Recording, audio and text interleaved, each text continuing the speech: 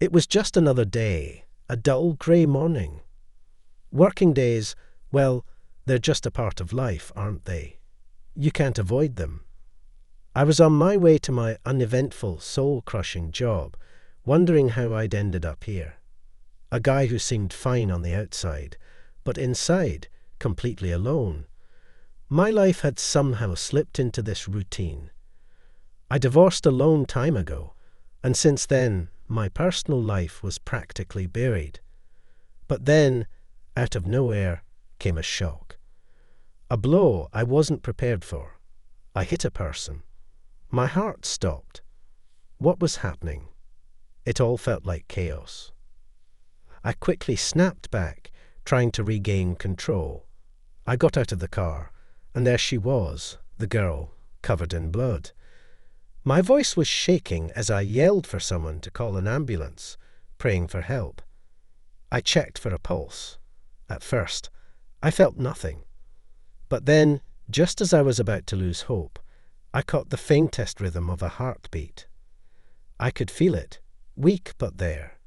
Miraculously, the ambulance showed up almost immediately. It's a wonder, really, considering how things usually go in this country. I asked them where they'd take her, hoping she'd be okay. Then, I stayed behind to wait for the police. All I could do was pray that she made it. Terrified doesn't even begin to cover how I felt. After dealing with the police, the first thing I did was head straight to her. The girl I had hurt, someone who had been invisible to me until this moment. I found her in a hospital room, pale, hooked up to machines. She looked almost otherworldly, like an angel. Her long dark lashes fluttered lightly as she slept, and her delicate hand twitched every now and then. I don't know why, but I couldn't resist gently kissing her hand. That's when she stirred her eyes, like pieces of the sky, slowly opening. "Who are you?" she asked, her voice soft and confused. I was caught off guard, unable to answer at first. "Who are you?" she repeated, her voice a little stronger this time. "It's me, the one. You're here because of me," I stammered, unsure of what to expect. I braced myself for her anger, for her to turn me away. But instead, she said, "I don't blame you. I wasn't paying attention. I was lost in my thoughts. It's just how things are."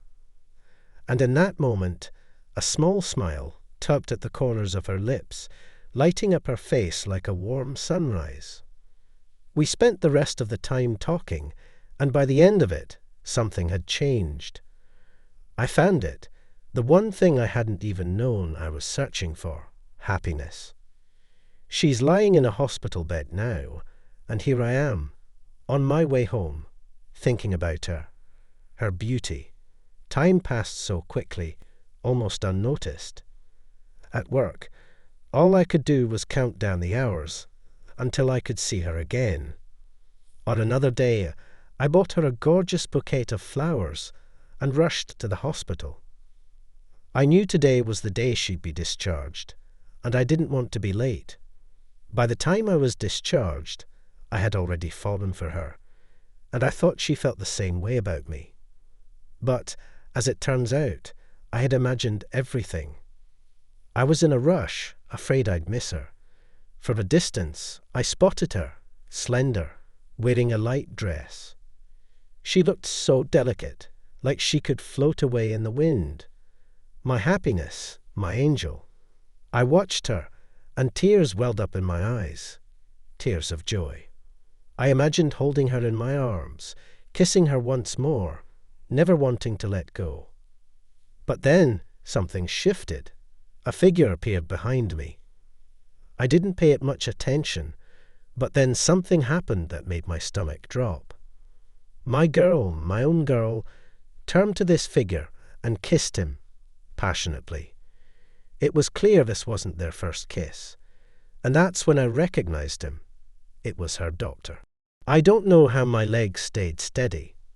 The woman I thought I was in love with, the woman I'd given my heart to, had betrayed me. I walked over to them. She looked up at me, and for the first time, I saw something different in her eyes. Those beautiful eyes weren't just angelic, they were also deceitful. "I'm sorry," she whispered, almost regretfully. "The time we had was wonderful, but I've decided to be with Matteo." She explained they'd been together since the moment she came to the hospital. His hands, they worked wonders on me, she said. It hit me like an electric shock. I don't even remember how I made it to my car after that. By then, I'd come to terms with the fact that if you haven't had luck in love for 40 years, it probably isn't in the cards for you. Even the most angelic eyes can break your heart without a second thought. Her body might heal from the accident, but I knew deep down that my heart would never truly recover. A few years passed. I ran into her again, though I barely recognized her. She was sitting at a table in a cafe, sipping a cocktail. She saw me and came over. Her eyes, they were different now. The innocence was gone, replaced by the look of someone who had been beaten down. "He started hitting me a year after we married," she told me. "And he cheated on me with patients and nurses. I became nothing to him." Her eyes weren't the same as they once were, not as beautiful. She was just an ordinary woman now, and I couldn't help but feel a little sorry for her. She asked for my forgiveness, said she realized what she had lost, and begged for another chance.